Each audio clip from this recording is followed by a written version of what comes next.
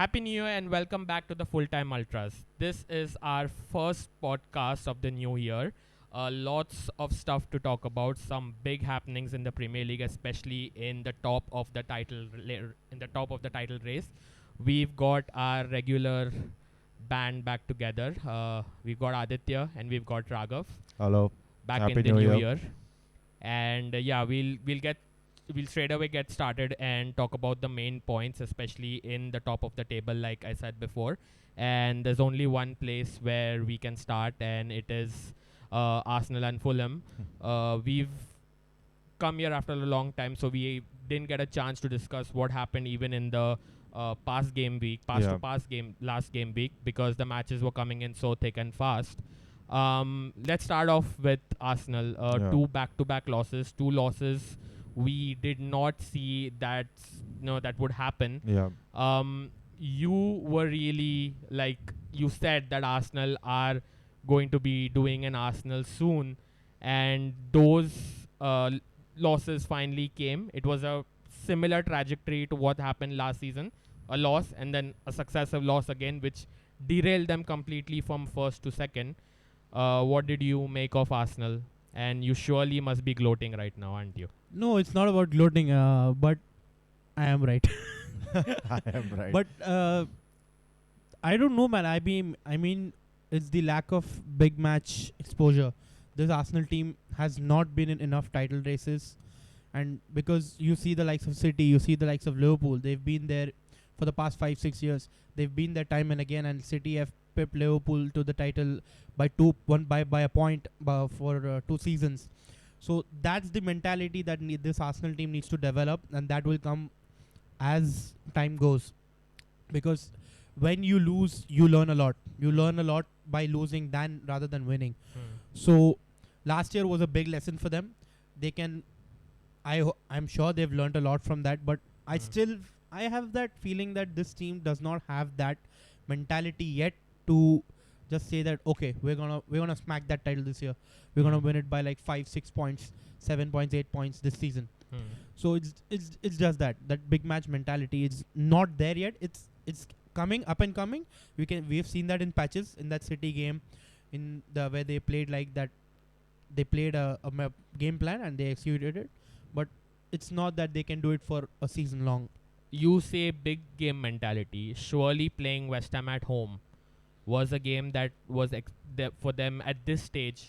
Normally, Arsenal collapsed towards the end of the season, Yeah. but this is quite early. Two successive losses, and especially I can understand the Fulham one, but the home games, at least considerably how good they were at Emirates, definitely that was more hard to take. And considering also the horrible decision that went against them at the start. They've had their share of poor luck this season because that even in the Newcastle game, they had that decision that went against them. But even then, if you're a title contender, you're expected to beat 15 out of 20 teams twice a season. If you want to be considered as title challengers, you have to beat 15 out of the 20 teams twice a season. 30 games you're expected to win. The other 8 games against the top sides of the league, you can have those draws. You'll have that up and down you'll have. But the other 15-30 games that you have in the season, you're expected to win and play at the best of your abilities. Aditya, what do you think? What went wrong with them? Because this time it was Arsenal that was the focus of everyone rather than Manchester United. Yeah. It was Arsenal everywhere. Some people were like, the manager's the problem. Some people are like, the squad is not ready. They've spent a considerable amount of money on the squad. 60 million on the likes of Havertz coming and playing in midfield. He had been contributing a lot.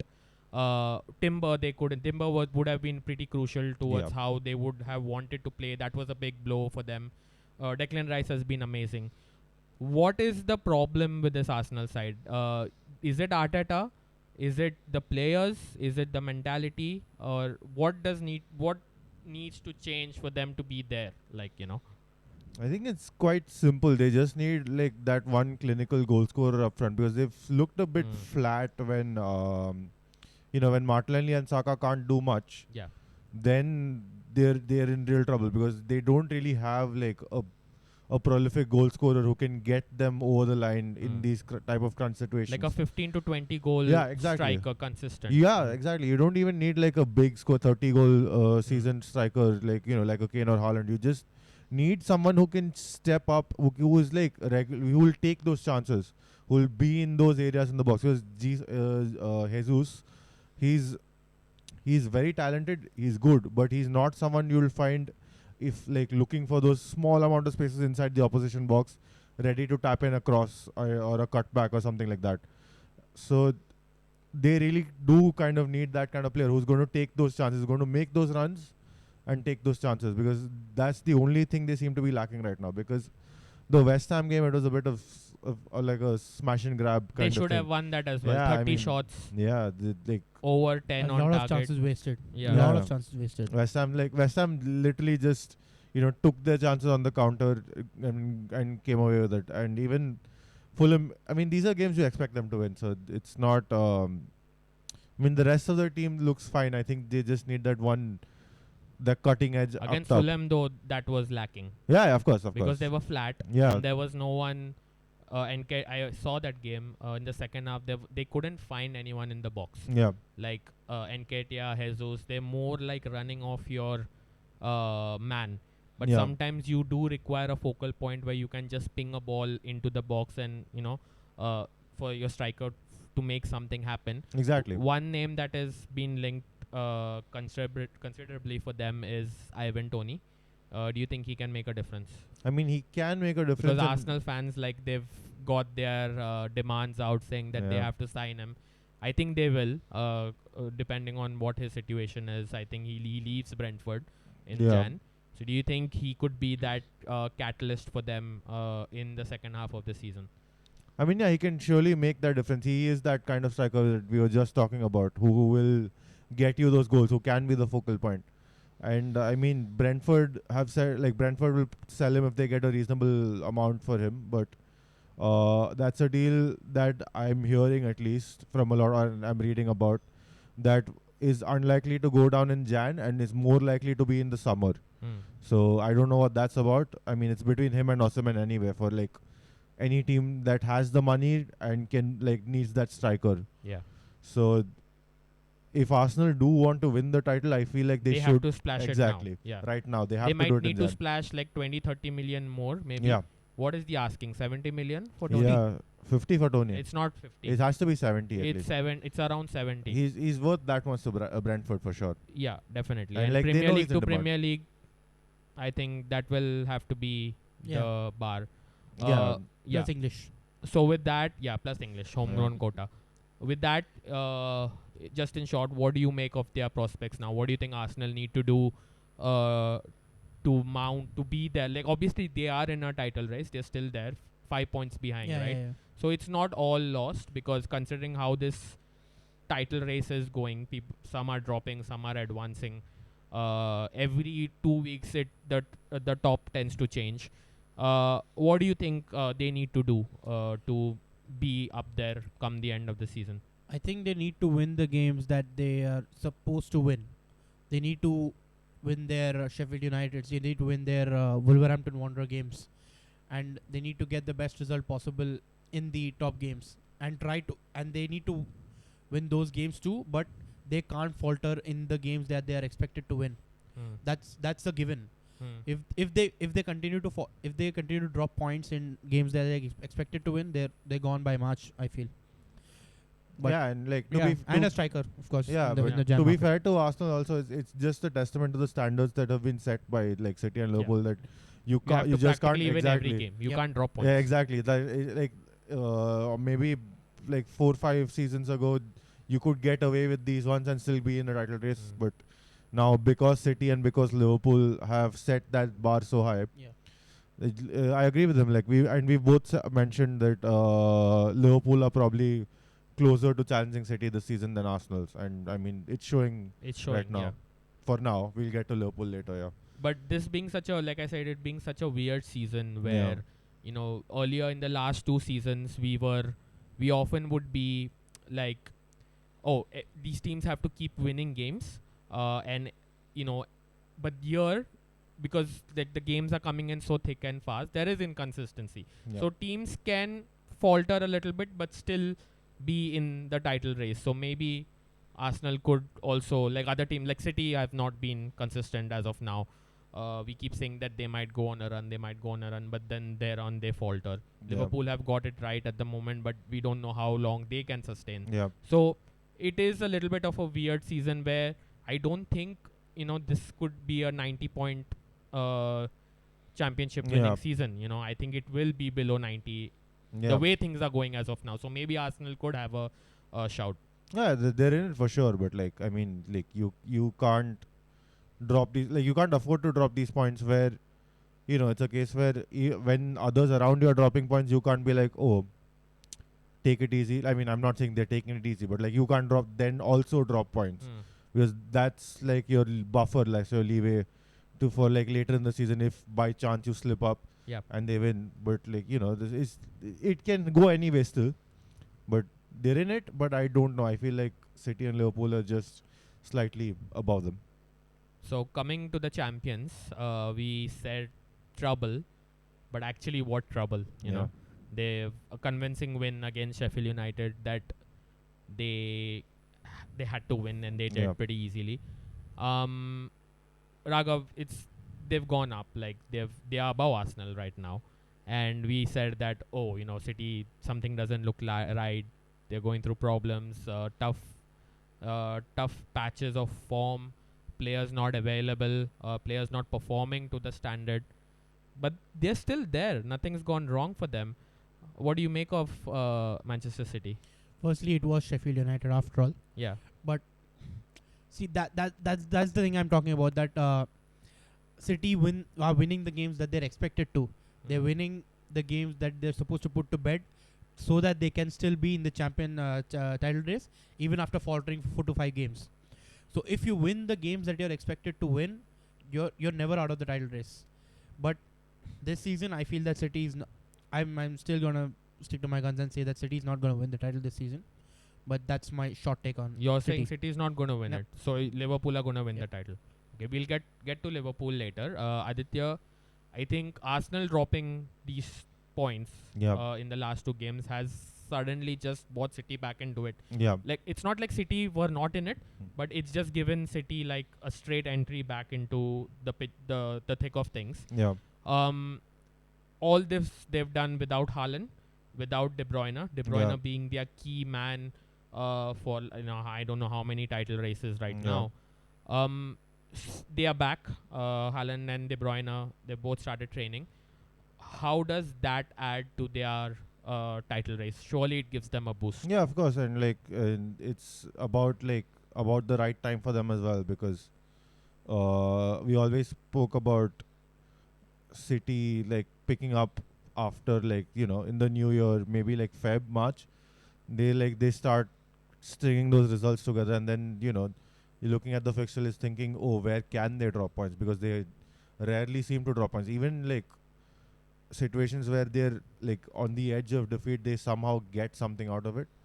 And Haaland and De Bruyne are like their main difference makers. So it's obviously a big boost. They're a big boost to any side, and even a side as strong as City is going to help them obviously. And I think that can be the difference, considering what's being taken away from Liverpool, which we'll get to Yeah. in the next month. So I feel like they can push City over the line for that. We keep talking about De Bruyne as to how important he's been, Yeah. but one player who has taken up the mantle of being creative, getting into the box mode, driving past players, has been Phil Foden this Yeah. season. He's been very consistent. Foden in the last 2 years has been an on and off player. Like you would have patches of Foden, but then City having other players to like come in and step up would often take the pressure off Foden a little bit. So Yeah. he could have those phases where he's not playing that well. But this season, with Gundogan leaving, with De Bruyne being out, he's really taken up to himself to like be that driving force into creating things and scoring important goals as well.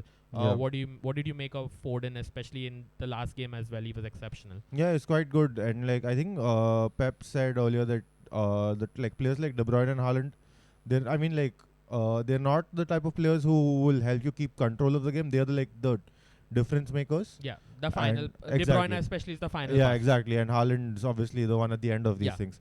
So that's kind of because Foden's strengths are, being that kind of maverick and being more creative and being more of a risk taker. And Pep probably doesn't like more than those two, like Haaland and De Bruyne in that team. Yep. Because he really wants to control games as much as possible to negate the risk of other teams hitting in transition. So that's why Foden probably hasn't been able to showcase his talents as such, and Pep's also trying to get him to be more rounded, like a Bernardo Silva, Yeah. where you can he's like retaining possession, he's not playing those risky passes, playing very safely. But these two injuries has obviously created that vacancy for that maverick type of player. And Alvarez obviously and Foden in particular have stepped up to fill in those roles. Yeah. And yeah, he's really shining right now, and he's been I agree, he's been like their key attacking force. Because the if you past- see, it's actually Bernardo who's playing wider. Yeah. And it's actually because we normally thought that Foden would be wider Yes. and Bernardo would be in the center, but Yeah. it's actually Bernardo who's out wide, Yeah. and the responsibility has fallen for Foden to be in that midfield. Yeah, so it's Haaland's injury in particular that's enabled that, because that's caused Alvarez to push up to this front, and that central space is now taken up by Foden. And Foden really loves to play there, Yeah. and that's really bringing the best out of him, and he really wants to play there more.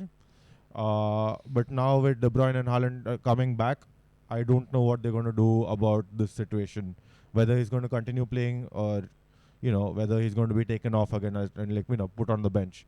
Long term, he's a really good prospect for them to play in that role. Because De But- Bruyne is not getting any younger. as Yeah, well. exactly. So maybe in 2-3 years, you can see Foden like being the regular for that position. But And we often say that it wasn't going right for City, and yeah, Pep would tinker, and we Yeah. will definitely find something to, Yeah, of to make course. it work. of course, Do you of course. think he's tinkered and he's put Foden here? Yeah, This should make it work. yeah. This is undoubtedly Foden's best position and like the best role for him, and that's definitely working for them now. But like again, it'll be interesting to see what see, happens now. When De Bruyne comes. Exactly. So Yeah. let's see if how Pep finds a way around that. Raghav, in terms of City's prospects, you said they are not winning the title. That's your hot take. I just want to know, why do you think they are not winning the title this season?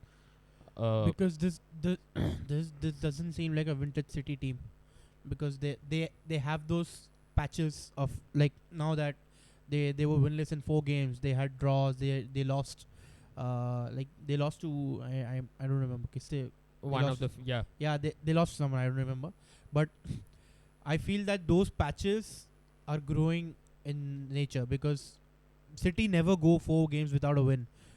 Since Pep has come in and since that dominating City side has come in, City have never gone 4 Premier League games or 5 Premier League games without a win.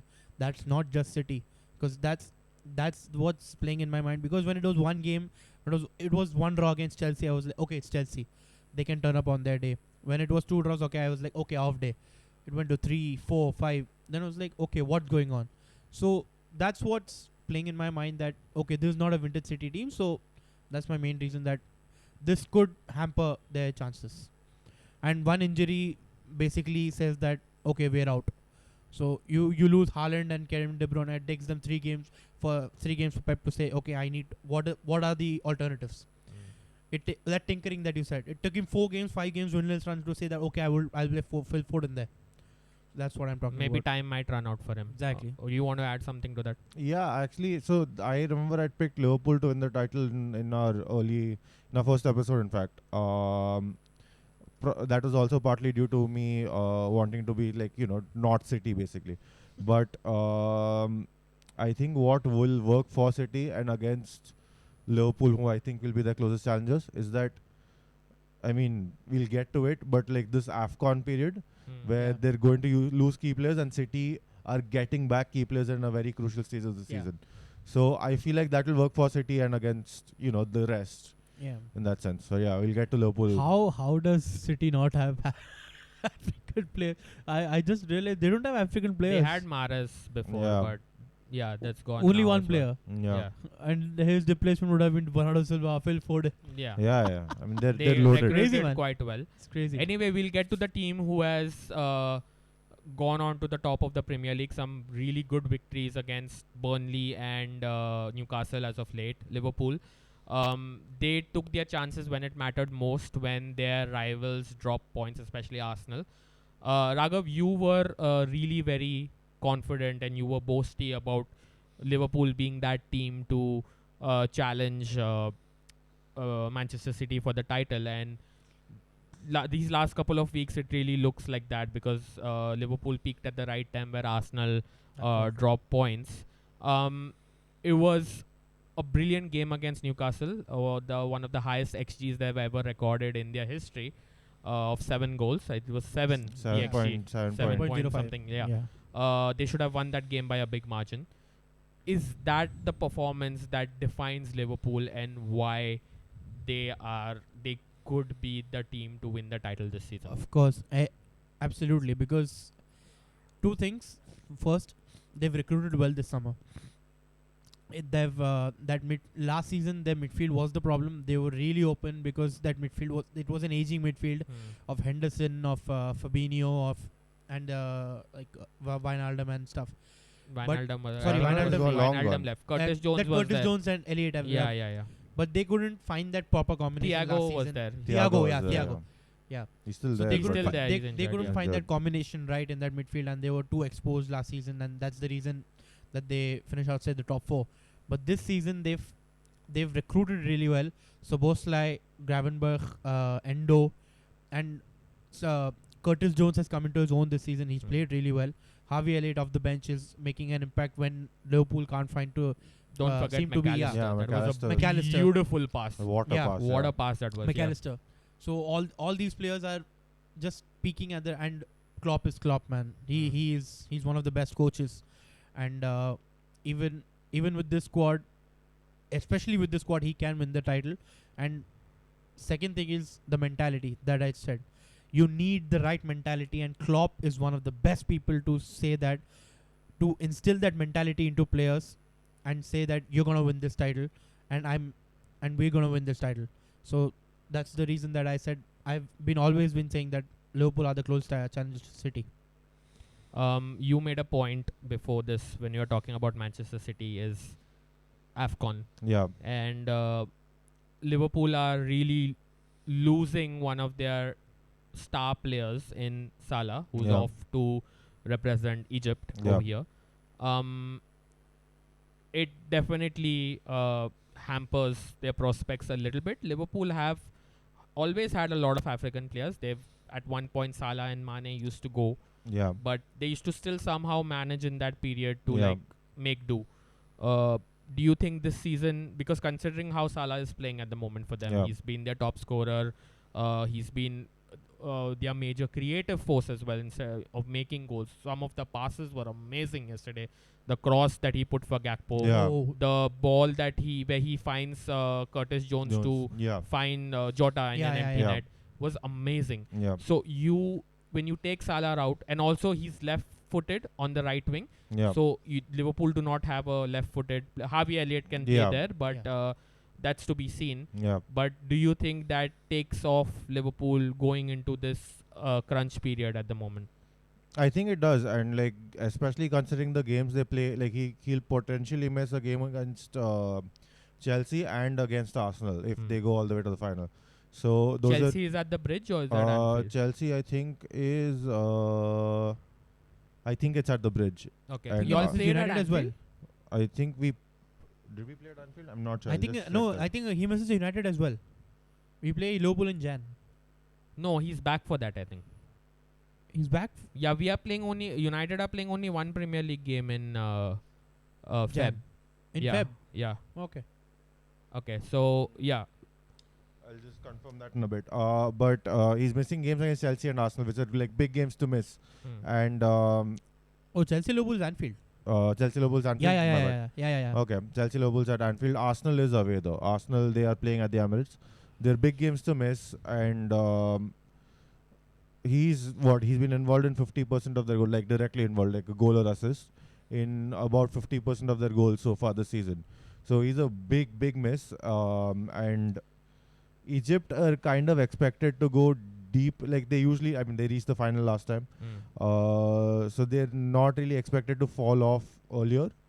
But I feel like they don't have a like for like replacement, as you said. Harvey Elliott's like the only other left footer who can play there, but he can't really replace Salah. I mean, how do you replace Salah? You might have to like tweak the system or something. Maybe then. play Jota over there. Exactly. Like we'll probably see Jota over there and like Diaz, Gakpo, Nunez, like but like more importantly, the output is that will be needed to be shared amongst all these players.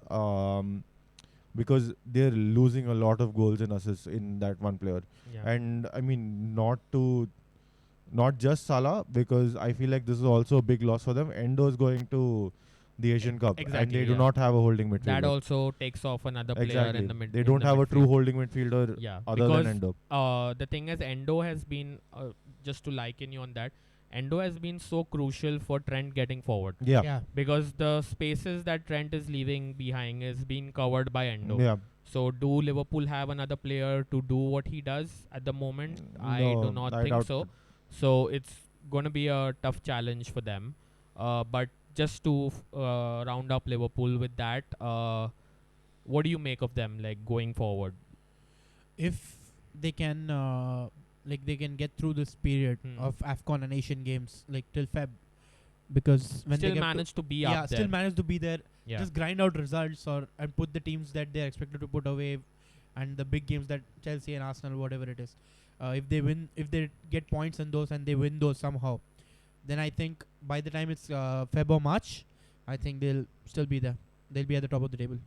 Yeah, I feel like they do have to be like within 1 or 2 points of, especially with City on top, they'll have to be within 1 or 2 points by the end of this period. Because again, like if it were like just, I mean, no disrespect to any other side, but if it were teams like weren't Chelsea or Arsenal, then I'd be like, oh, they'll be fine. But then to lose players like Salah and Endo who could have like a big impact in those big games, that's going to be tricky. So I feel like City might just overtake them in this period, because I mean, like I said, Salah probably misses 8 games. I think 4 or 5 of them are Premier League. But yeah, so it'll be tricky for them. If they can see it out, I agree. Liverpool are definitely favorites if they're still top after this period. Just another team to just quickly catch on. Both of you guys, Aston Villa, they got another win. Yeah. They are second on the table. Yeah. Do you think they'll be there? I know we are midway, but considering what United did to them as well, at home they've been really good. But when it comes to playing away, they often lose points. The way they are playing also with their high line, it can be exploited quite easily. Just quick thoughts on Aston Villa and how they go ahead from here. I think Villa, I mean, you count, like if you consider how they threw away what should have been a win against United, they would have been level on points with Liverpool on top. I mean, that's insane to think about. But that said, I think the competitions might just catch up to them, and also the lack of experience might catch up to them. And like I feel like even Arsenal would probably overtake them in the next like couple of months. I mean, somehow I think they'll finish top 4, but I don't think they'll be really pushing for the title. Yeah, of course. Because the lack of experience is definitely there, but they are not able to adapt to the threats that they face. Because in the United game, the first half itself, we exposed them a lot on the transition and runs in behind. We were just not able to time them. And the away record has been very poor. Very poor. I was coming to that. To be first, they were not able to adapt to the threat, and United exposed them in the second half. Secondly, to be considered title challengers, you need to win your away games. You need to have a solid away record as well, not just winning your home games. Like I said, the 15 out of the 20 teams, whatever it is. So that away record will catch up to them if they and of course till now they've had a bad away record. If they continue that, they're not going to be anywhere near the top title. But top 4 also, I think they will drop off. I don't think they're finishing the top 4. Another team we are looking for who have caught up a little bit in terms of form is Tottenham Hotspur. Yeah. Consistently, they've won games right now. Another big miss for them would be Son leaving for the Asian Cup, and he's gonna definitely miss a big chunk of the games because Korea will be expected along with Japan to reach the finals. That's a big miss for them. Defensively, they've lost Romero as well. They're going to sign a new centre back from the Italian league, Palermo, someone. That's a Romanian centre back. So they're going to get covered defensively as well. Madison is expected to come back now, but Son leaving, the amount of goals is scoring, that's going to be a loss for Tottenham going into this crunch time as well, right? Yeah. I mean, Son has been their best player, hands down, this season. He's taken up the mantle of being the chief goal scorer and the captain as well from this season. But, of course, if Richarlison can step up in the absence of Son and Kulusevski and the youngster Velis, the Argentine, if he can... I think he got injured. Yeah? He got injured in the last game, Oh, he went off crying off the field, so hopefully that's not a bad one. But so yeah, if Ange can, Madison coming back is of course a big boost, big boost, and even Pap Matisar is going off to the AFCON. Yes, Yeah, I was just in this period. checking that. Yeah. Yeah, even Saar is going off. What about Bissouma? Bissouma, I think he's representing Mali, and I don't know if they've qualified. Okay, fair enough. So yeah, so these players will be key, but yeah, I never thought that they're gonna challenge for the title. So But top 4, yeah, they might sneak in. Over Aston Villa? Yeah, Over Aston Villa, they Yeah. might sneak in. Yeah. Okay. Quickly, we'll just come to your club. Yeah. They ended the year pretty well, but it Yeah. could have been. You thought it was very comfortable Yeah. at one point, but yeah. they made it difficult for themselves in the Yeah. end. What did you make of the performance? Only we could like take what's a 3-0 lead and after like 70 odd minutes and turn it into like like an absolute nerve wracker at the end. And I mean, Because if not for the keeper, Luton were getting in. yeah, I mean, I 3-0. I was like, wow, okay, we're actually fairly Cruise comfortable. control, yeah. And then I mean, like I went away for a bit and I was like. Came back 87 minutes 3-2. I'm like, what is going on here? But Petrovic was massive for us. Like shout out to him for like really Both in terms of size and performance. yeah, and that like a couple of saves, incredible. The one he tipped onto the post was so good. And I mean Cole Palmer, like one of the standout players this season, hands down. Yeah, Cole Palmer. Yeah, it's like the second goal, especially the composure on the right, really just good. so good. And even Madueke did well. So Yeah. I mean, good result. Should Something not to build on. Yeah, something to build on. Should not have ended the way it did, but yeah, happy with the A result. stat that he pointed out to me: Cole Palmer has had the most goal and assist, like goal contributions for Chelsea in 2023. Oh yeah, Whole of 2023, and he's joined in September. So Yeah. he pointed that out to me. I was that's like, true. what the hell is going on? What a with this signing club? he's been. Yeah, it's been Somewhere he's been out of the massive, blue yeah. because Chelsea we- wanted Olise actually. Yeah, Oh yeah, They yeah. ended up with Palmer, Yeah. and then I sometimes remember moves we- like we- this. We watched this game together, and Yeah. he went away. We were like, oh, what? yeah. I could just shout. I could. We were all shouting downstairs, Yeah. and Because he's like, we definitely which he tipped onto the post. Oh, we yeah, definitely yeah, thought yeah. that was in, Yeah, and that's yeah. 3-3. So oh yeah, of course. and they had a chance to even win it because so many chances squandered. Coming to our team, क्या बंद कर देना मैं क्या बोलता हूँ? I think this is the best Twitter. another loss added to the belt. I don't know. First loss to Forest since '94, I think. Record stumbling as Yeah. usual. What do you make of it? I think first there should be a petition to ban commentators from saying United have not lost to this team for this many years, because whenever they say that it's a loss, it was Bournemouth, it was like West Ham had a record to break that they've never won consecutive games against United. Yeah. वो भी जीत गए, Bournemouth भी home पे जीत गया. अभी ये So I think that the first the commentator's curse should be banned.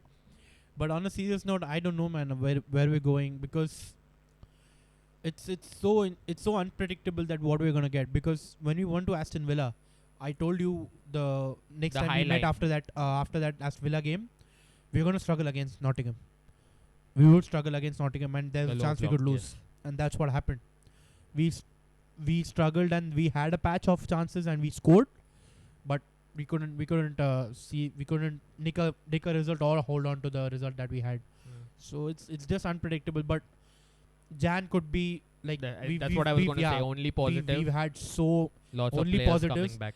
we have Mount back, we have Licha Everyone's back, coming back together apparently. yeah, So, exactly. yeah. I think before that 14 Jan Band is type. back. Yeah. everyone's back. Yeah. So that's a big positive. If Ten Hag can kick and on, lesser games as well. yeah, exactly. No Europe, Yeah. Dard. If Ten Hag can just build on, kick on, and get a good second half of the season in, Mm. we might challenge for the top 4. Yeah, it's a really tough ask. I'd Tough say. ask, but yeah, We'd have to, like, out of the 18 games left, we played 20. We'd Oh, have yeah. to win at least 11 yeah, of or course. 12, like course. a minimum for us to be. I think if with the players that are back and the way they are crucial to the system that we play, Hmm. I think we could. Especially with Casemiro and Lisandro coming back, Exactly. add so And much Shaw. more, even on the ball. Even and sure, If he can remain yeah, consistent, exactly. then there's Because something they're too crucial to our system Uh, that Eric Ten Hag wants to play. look forward So to. yeah, I mean, Yes. that Yeah. they can go on a run of like 5 game winning run. Hmm. Yeah. Just to point out, like, one additional thing about both our clubs, after so many chances, we've finally closed that gap to 3 points. Oh yes. Like after having so many chances to actually do that, we've finally done it. We're now only 3 points behind you all. Now let's see what happens. Let's see. And then Jai Mata Di. yeah, United will win, Chelsea will lose, then Chelsea will win, and United Yeah, will. it's just वो the 3 पे ही रहेगा भाई. Yeah. It's like Tension मत लो. a It's just- proper ping pong. proper cycle. Just this is. another point, quick point before we end. We all spoke about McAllister's pass. punching through ball Yeah. that sliced through the Newcastle defense. What followed later was a topic of big discussion Yeah. amongst a lot of people, even on the internet. Alan Shearer used some pretty explicit words on Yeah. Twitter to highlight what had happened. Diego Jota's ballerina move.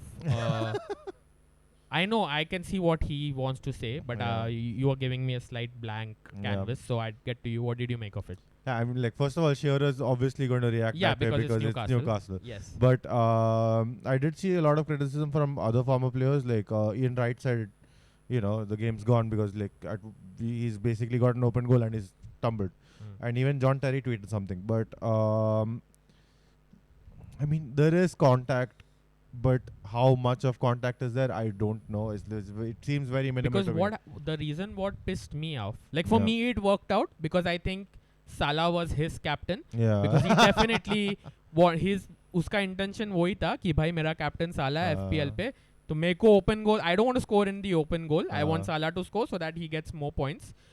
So definitely I was happy in that way that he Yeah. doesn't get the goal and then Salah scores and I get points Yeah. as my captain. But the way he's gone down is he takes 2 steps Yeah. after that, Yeah. when he can, for me, he can easily keep his footing knowing that you have an open goal to score.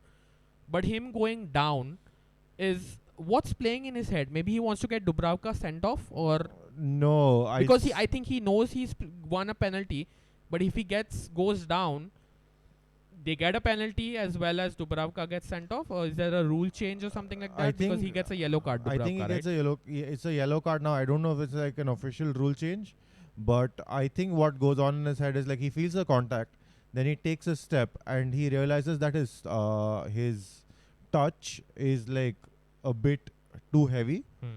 and you can see two defenders rushing onto the line.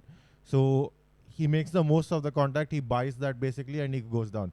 And I mean, like, in that one step, he's made the decision that I'm not getting there. Even if I get there, it's not a clear cut chance. I'll go down. It's a penalty, and he gets away. He gets away with it, in my opinion. And I would really wish for those kinds of minimal contacts to not be given as penalties in the future, because I mean, he's also trying to get his hands away. I think Dubravka, I saw a tweet which said that Dubravka mentioned it is a penalty because there is contact, but it's minimal. And I feel like And as a goalkeeper, I Yeah. think, and as an advocate for goalkeepers, Yeah, you're yeah, wearing a shirt, a goalkeeping Yeah. shirt. Happy New Year. Had to squeeze that in. It has to Uh, be. There has to be some bound, like limits to how Yeah. a player It was not Sterling, like definitely. The guy just like is Daffy Duck on steroids, but Sterling, I have no words for Sterling and his diving, but it wasn't quite Sterling like where I mean with Sterling there's like hardly any contact, there's zero contact basically. But here there is contact. I don't deny that there is contact. There is. but the way he's gone down. Exactly. It's very minimal, and I feel like he's in control when he takes that next step. Yes. And then it's like he's decided to go down after taking that step while he's still in control. Probably because he thinks the ball's like, too far away. I would rather not see those given. That's my opinion. Quickly. Yeah, go ahead. Disgraceful. Channelized his inner Shambolic. dolphin. Uh, Channelized his inner nonsense. dolphin. Thought that was a swimming pool, and I was like, I want to win the Olympic gold medal. Ban him, Karjat. I mean, it's horrible, man. How can you go down like that? And what is VAR doing? How can VAR not because overturn that? VAR gives that decision. Huh? VAR looks Exactly, at it that's and it's what like it's a What is penalty. VAR No, doing? VAR They've seen that in slow confirms it, no? motion. Anthony Taylor gives it on the pitch. Yeah, he Yeah, gave but the VAR no. looked at Confirm, it. like confirms it. That's Yeah. what I'm saying. Why have you not Because overturned the VAR decision? sometimes they overturn also. No? Yeah, no, but I feel like if that were not given, it would not have VAR Yeah. wouldn't have to Like, overturn it. that's the either way. problem, man. First of all, it's a blind man giving a penalty. You need to check that thrice before you say na? you need to check that thrice before you give that. Second of all, you need to say that you have to overturn this decision because what the hell is going on? How can you give that as a penalty? And Anthony Taylor overall, of course, had a bad game. I mean, good games are rare for Anthony Taylor. He horrible decisions, horrible yellow cards. He's just मतलब हाथ में yellow card आया जिसको मन किया दिखा दिया. He's just not able to also. I think Anfield definitely influences this decision. In a way. The Anfield of as course, a- yeah, of yeah, course, yeah. atmosphere. I don't blame the Anfield Yeah. crowd, man. As a You- home Yeah. crowd, as a home I'm crowd, saying yeah, of as course a you home do that. Stadium, you definitely have Of to do course, that. you do that. Yeah, but I then don't blame the Anthony home Taylor crowd. has sawed us sometimes. So most of the times, in fact.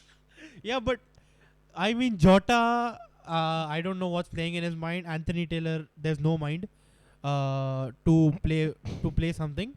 So I don't know what's going on in that referee's head most of the time. I mean, इधर बजाएंगे तो नारियल जैसा बजाया कुछ है नहीं अंदर. Just a little common sense is all that we ask for, Mr. Anthony Taylor. Anyway, with that, we've come to the end of the show. It's a new year, and we're here as usual to give you guys lots more content, lots more planned in the pipeline to come through. And definitely, we're going to be joined with the guys. We're going to get a lot more guests onto the show, lots of other topics to discuss. So stay tuned with us. Like our video, share, subscribe, do the usual drill. If you have any comments as well, you can jot it down in the comment section. Let us know what we can do better. And yeah, with that, we'll take your leave and we'll catch you in the next video. Bye-bye. New Year, same old Anthony Taylor. What a way to end.